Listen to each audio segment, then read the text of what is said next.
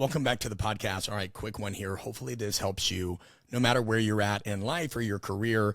I think it's always good to be reminded of some things. Now, first off, we're going to touch on some aspects of imposter syndrome or imposter phenomenon. It's something I talk about a lot in my first book, Conscious Coaching, which you can find on Amazon.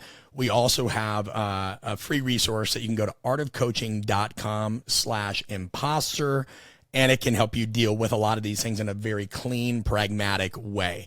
And to ground that, and we talk about this quite a bit also because we have podcast episodes on it, but I think it's always good to bring things back into the fold periodically. Imposter phenomenon, and they do call it that, as we mentioned in Conscious Coaching, instead of syndrome, even though we hear that most commonly, because it's not an actual illness or a syndrome or a medical diagnosis, right? It's a phenomenon. It's something that high-achieving people who are very intelligent and well-to-do often feel. But without getting into that too much, I want to ground it. Okay, so I'm working with a client, and I work with a lot of clients like this. I've also been this person who has achieved quite a bit in their life. Now, to respect their privacy, I'm not going to get into it, but essentially made it to the top of their field for all intents and purposes, had accomplished a key dream of theirs and nearly accomplished it multiple times, and knows at the end of the day, hey, I make great money. I've accomplished my goal. I understand that if I went back in time and told a previous version of me what I've done, by all measures, I would be incredibly excited and feel like I'm there. I'm arrived, essentially, so to speak. And he said, that's not the case, though. And so we had a conversation about some of these things. And I said, well, tell me a little bit more. And it's real simple. When I'm at work, I have no issue being at work. I'm confident. I get my job done. I know I'm making a difference. But it's the times when I'm alone where I feel like just something is missing. So I asked them to elaborate on that a little bit. And across several clients, you hear common themes. At one point, it's kind of like, well, I actually don't try to spend much time alone. I don't enjoy particularly being alone with my thoughts. So I keep myself busy, whether it's with camping or hunting, or whether it's exercise and I run and I do marathons, or some other permutation of keeping themselves busy. You could paint action figures, right? But the point is they struggle when they can't distract themselves with work or activity. They struggle when it's quiet. And that kind of exposes the ghosts in us, so to speak, right? When we can't sit alone with our thoughts and we always have to keep our mind busy, and then more often than not, we tell ourselves, well, that's purposeful, I'm being productive, which of course is just rationalization and intellectualization. It tells you something, right? You're kind of running from something. And I don't mean that to be dramatic, but there is something that you've got to pay attention to. So much of life comes down to pattern recognition, recognizing certain things in yourself, and being able to confront that aspect. Man, you can analyze and talk circles and rationalize all you want, but at the end of the day, the question's going to remain the same. What is it that you feel like is missing, even when you have the professional credibility, you have financial security, you have all these things? What is it? Now, in his case, he just said family. I'm in my 40s. I'm not married. I'd like to be. I'd like to have kids. I'd like to do a number of things. And it didn't matter whether he said that, or it doesn't matter if you're in a different position and maybe for you that's travel or maybe that's something else. What you're saying essentially in most cases is there's a part of yourself that feels devoid. It's almost like being nutrient. You're deficient in a nutrient, right? We all have multiple aspects of ourself.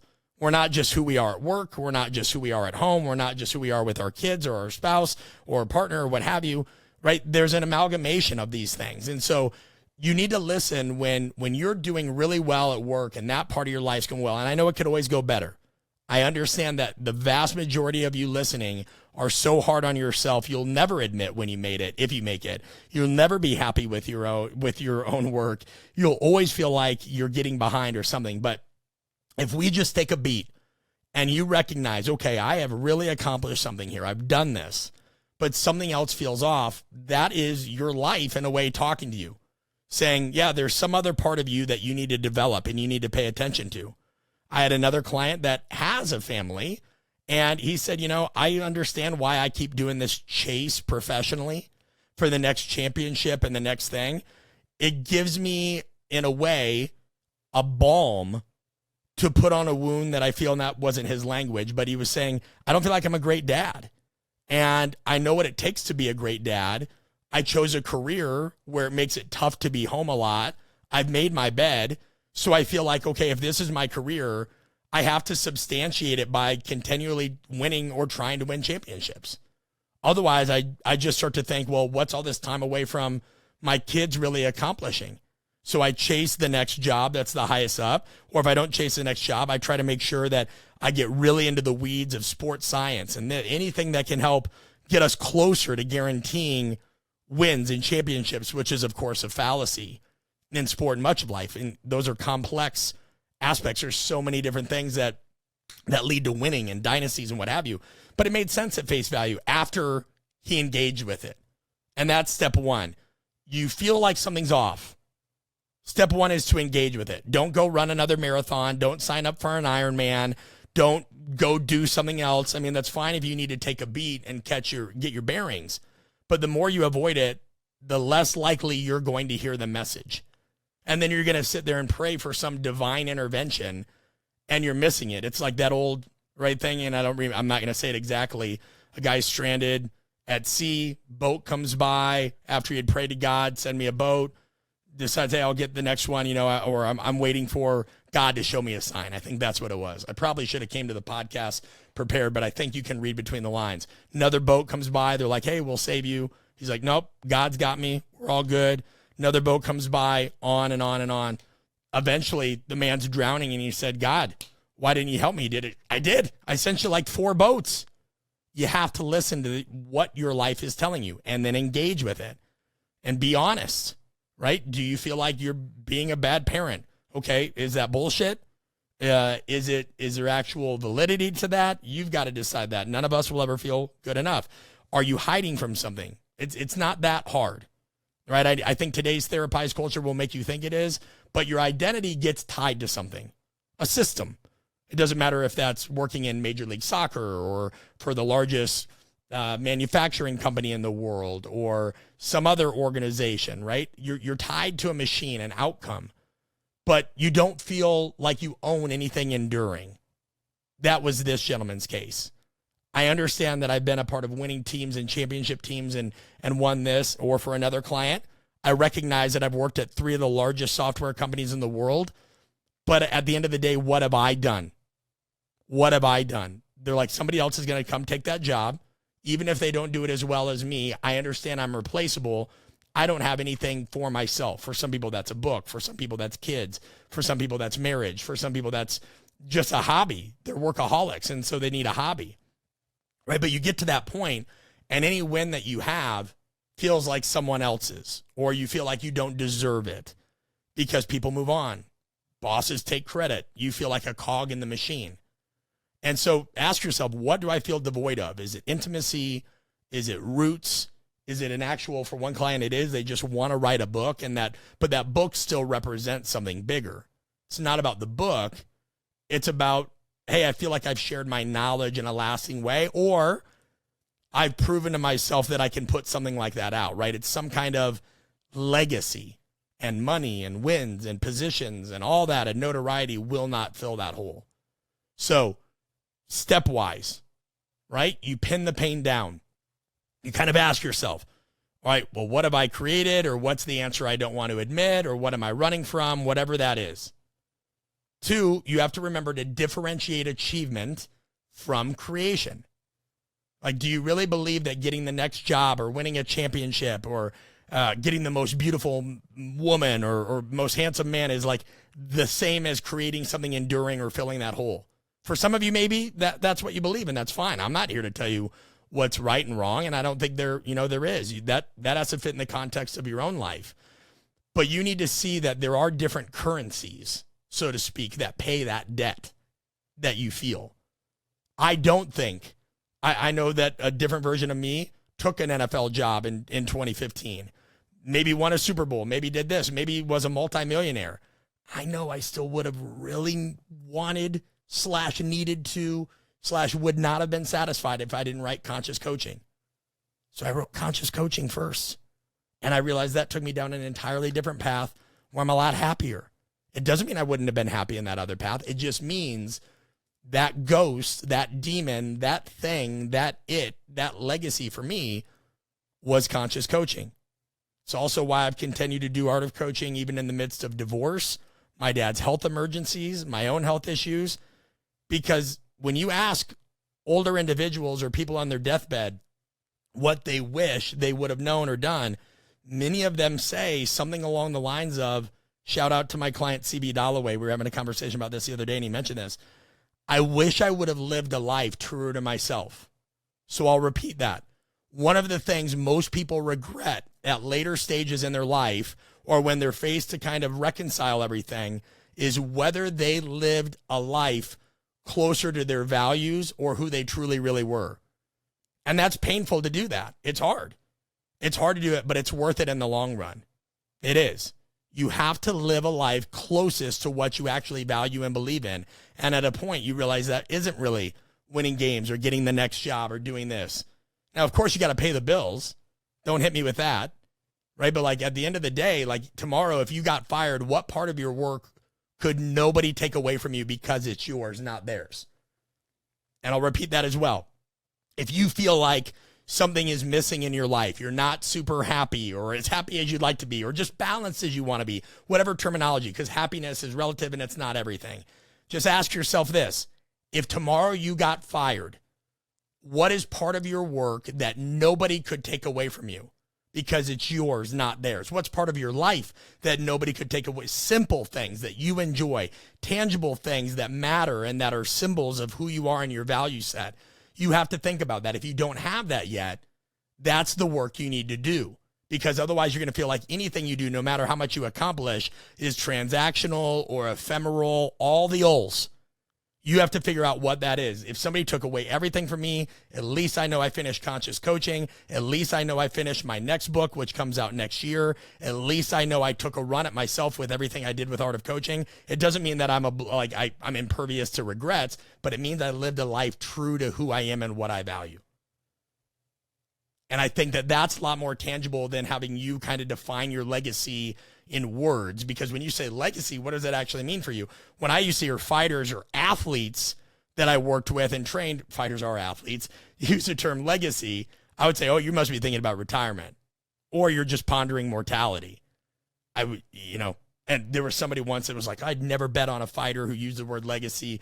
I'm not going to go that far, but I get what he was saying at the time.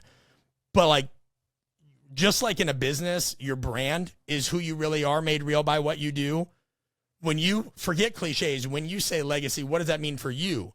Is it something people say about you? Is it something that keeps working after you're gone? Is it something your name is on? That it sounds like a big question. The point is not to answer it perfectly. The point is just to answer it. Or also think about kind of a forward anchor. Okay? What would you need to start building right now so that 5 years from today, you're not still asking, what have I created or what have I done? And questioning yourself, but you can answer it with certainty. For me, that was absolutely most recently my next book. I can honestly say, and I'm not trying to be melodramatic, if I would have been on my deathbed, I'm not somebody that lives with regrets. I genuinely don't have any. I would have regretted not finishing that book. It was actually in my living will that if I didn't finish it and something happened to me, certain people in my life who were listed out were to take certain documents, get into my Google Drive and my OneNote and other things that I've saved and that they knew about, and piece together at least some aspect of the book, right? That would have really, really, really bugged me. It would have really bugged me. What you don't want to get to, and it's very common, and it's okay if you're here, you don't want to get to where you feel like you spent 16 years just adding to other people's legacies, right? Or building something else for other people in totality, especially if they didn't share that with you. That's not worthless, but it's not yours. And then you're now at a point where no amount of contribution feels like enough. You want creation, and that's the pivot we're all wanting to work on. So you think about those lanes, right? And just to reiterate what I kind of talked about, those kind of what you want to ask yourself was pin the pain down, right? Differentiate achievement versus creation. Have some kind of ownership question. If tomorrow you got fired, what's something nobody could take away from you? try to define your legacy or whatever term you want in your words, and then have a forward anchor, right? Go back and listen to that if you need a reminder on all those. But you start kind of having these lanes. Let's say you went through those kinds of things. All right, now where do I go? Where do I go from there? Well, you kind of start thinking, I want to decide if I want to go this route with you guys. Because I don't think it's helpful to add, I also want to give you more prompts, but I don't think it's helpful to say things like, oh, if somebody wrote your obituary tomorrow, what would it say? There's value in that, don't get me wrong, but that just starts getting super deep. And when you have some people that are already in their own heads, that's not helpful. That's not helpful, right? The knife twist question, if you wanted one, is just like, do you want to be remembered as somebody that was always scared to do the hard work and confront yourself and your own bullshit, or somebody that built something that nobody else can take credit for and is uniquely yours? I think maybe that's where we end it today. But you just have to think about what in your life right now that those inner thoughts is noise. And that's the stuff telling you pursue more external achievement, external rewards, championships, wins, titles, job title, whatever. And then make sure that you're quiet. You have quiet moments, because that's when you're going to feel the most insecure and get in these anxious loops. But it's also when you get closer to the answer if you confront it. And then you think, what is the creation side of this? What would quiet that down? So all in all, it's very easy to assume a transactional identity. Some of this, yes, it deals with our questions of mortality and legacy and fear of exploration, right? Exploring how do I want to put this? Objective-based outputs for many people feels unsafe or wasteful.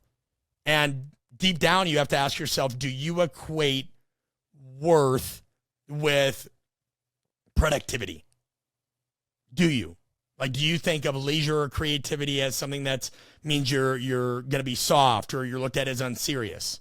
I mean, literally think about that. Put that on a loop in your brain. Ask yourself, do you equate your sense of self-worth with productivity or external rewards, even a little bit? And do you look at leisure, creativity, or unproductive moments in a way that you risk being judged as soft or unserious? The irony is that those unproductive moments are when the good ideas tend to come to you. Okay? It's okay for you to want the things that you want. Family, something more substantial. You shouldn't just want a transactional career. If you can't deal with these things, though, you have to acknowledge there's some kind of anxious avoidance, and that's just going to make that imposter echo worse, because you have this conditional identity that kind of tells you, hey, this is why I exist, and that's not true. And then that fear of stillness or quietness is essentially fear of confrontation with emptiness, right? Believing that a quiet room is an empty one, so to speak. So think about these things. I know it can be a head twister. If you need help, this is what we do. Go to artofcoaching.com/mentoring. We have helped firefighters, surgeons, CEOs, physical therapists, business owners, strength coaches get over this stuff, all right? Or at least balance it out. And you have to ask yourself, what's that investment worth to you? What's the cost of inaction? Because that's another thing. It's easy. You'll hear that and be like, well, maybe I should. Oh, gee, I don't have the time and money. 3 years from now, you're dealing with the same thing, all right? You have to invest in these things. You have to do the work. Or check out our other free resources. We put out 1,000 hours of free resources a year, but I'd really love to work with you, whether it's at our speaker school, our mentoring, our apprenticeship, our writer's workshop. We've all dealt with it. Doesn't matter who you are, but you need to deal with it. You need to confront it. All right. For myself and the rest of the Art of Coaching team, we'll talk to you soon.